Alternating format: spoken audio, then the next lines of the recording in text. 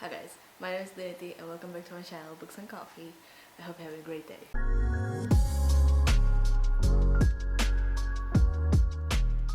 So in this video, I'm going to talk about all the places that I buy books from, because this is a question that I get a lot, especially over on my Bookstagram, which I'll link down below. So I do try to reply to all those questions as much as I can, but sometimes I miss those. So I just thought of making a video telling you all the places where I go to buy books, whether it's online or physical stores or whatever it is. And I hope you like this video and hope this gives you all the answers. So I'm gonna divide this into two because I read a lot of ebooks and audiobooks and as well as like physical books. So let's talk about where I get all my physical books. So my go-to place is Blackwells. That's where I get the bulk of my books. It's a lot cheaper than Book Depository and they take about 3 to 4 weeks to deliver, and it's free shipping, so I always check that. Now when it comes to Blackwells, some of the people mentioned that with Blackwells you have to collect the books from customs, or like it gets stuck at customs. That is not true for Blackwells. It's not about the bookstore, it's about how many books you order at a time. Because if it's like a bulk order and you order like 10 books at once, they will get stuck at customs because it's like a big package that you're getting.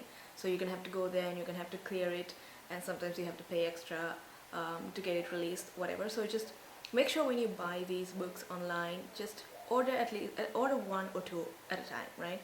And especially like Blackwells, or if you're gonna go with Book Depository, they have free shipping, so you don't have to order everything at once. Just you can order on the same day, but just like order 2 books at a time, go back, order again.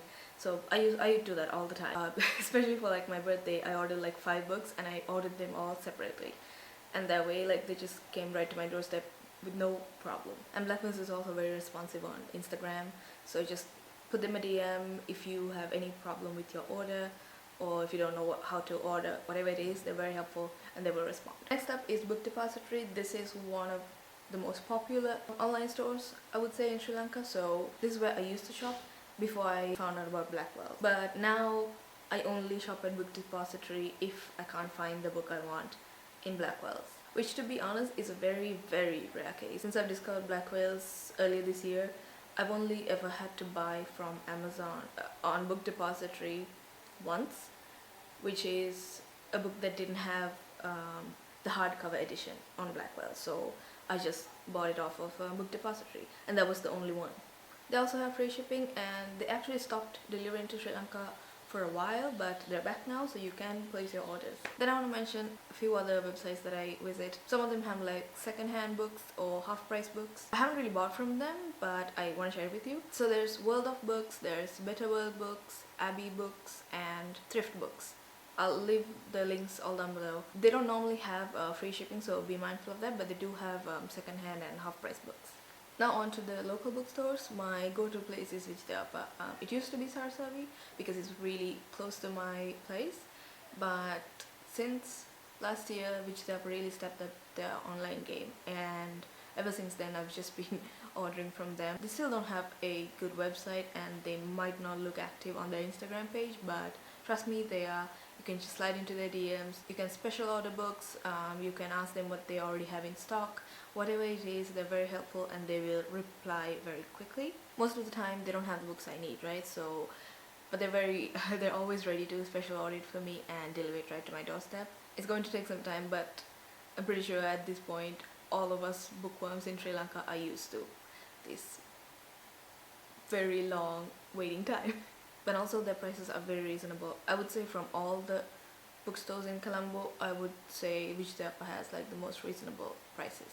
I also browse Cribit.lk from time to time. Their collection is very limited, and most of the time when I look at their website, half the things are out of stock, but their customer service is really great and they deliver really fast. So sometimes I would find a book that I like and I would just order from them. I also visit the Saraswati bookshop at One Golf Face. That is the only outlet with a solid collection that is not Lee Child or Game of Thrones or the new one, what is it, the Bridgerton series. Because Saraswati has like very mainstream books when it comes to their other stores, but the One Golf Face one has a variety of books. So it's also the bookstore where I go to get this bookish experience, you know, where you can like just browse, and it's a very nice setup. I really like the layout and the whole vibe. It's a great place to be around books if you ever want to visit a bookstore. Now moving on to Instagram bookstores. Over the last few years, there's been quite a lot of indie bookstores popping up on Instagram. Their collection is very similar to Vichitapao, Sarasavio, Expographics, because that's their main supplier most of the time. But it's a great way to support small businesses. I'll mention the ones that have a good collection and good customer service, because that's what I look for when I shop on Instagram. And also these shops are very responsive, they're very friendly, and they're very quick to deliver. So my top 3 would be Book Nook, Bookaholics, and Bookyard. Those 3 are my main go-to for Instagram books, but there are so many, so I'm not going to mention them here. I will link them in the description. You can check them out. There's tons. And there's also bookshops that sell second-hand books, which again I will mention them in the description. So you can either buy them second-hand, or if you have any books that you don't want, you can just DM them and ask them if they're interested in buying it and selling it for you, or they might just buy it off from you and sell it later on. Whatever it is, if you have any books that you want to sell, ask them. So now that's it for all the physical books that I read. Now for audiobooks, my go-to place is the Scribd app. I know a lot of people don't like audiobooks, but I love them. It's a great way for me to read a variety of genres and books and just consume all the stories, because books are expensive, y'all, especially in Sri Lanka, and there's only so much that you can buy. So personally, I've made a system where I only buy the books that I really want, or that I really want to own, or the books that I really know I'm gonna like and continue reading, especially if it's a series. So genres like contemporary, romance, or young adult contemporary, those books are very easy reads, and they usually take me like a day or 2 to finish, so I don't really want to spend 3,000 bucks. So I just listen to them on audio. The Scribd app is really good. It's only $7.99 for a month, and you have an unlimited amount of books. They always have new releases coming up, and their narrators are really good. I really enjoy it. And honestly, y'all, I highly recommend audiobooks. They are a really good way to get in so many stories and just have a good time with it, because you don't have to physically read it. You can just do whatever you want. You can listen to it while you're cooking or working out or doing chores, whatever it is. I use them all the time, and yeah, I just have a good time with it. So if you want, you can try Scribd. I think they have a 7-day free trial, so you can just try it out and see. I mean, what's the harm? I also, whenever somebody asks me where to start on audiobooks, I always recommend starting with The Gentleman's Guide to Vice and Virtue by Mackenzie Lee, because the narrator is Tom Riddle from Chamber of Secrets, so that guy's voice is really great. And the story also is really fun, so that's a good combination and a great place to start with audiobooks. I also really loved Elizabeth Azevedo's With Fire on High.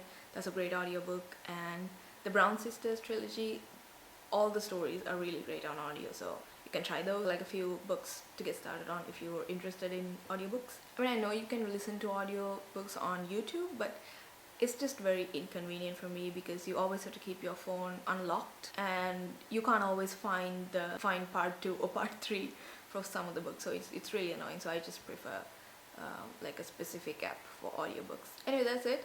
All the links will be down below, like I said, and if you have any other bookstores that you visit that I didn't mention, I would love to know, because I'm always looking for new places to buy books. But these are basically every website that I have saved on my computer, or where I always shop. Out of all these, I recommend Blackwells as your online bookstore, Vichitapao as your local bookstore, and Book Nook as your small business store. And that is it.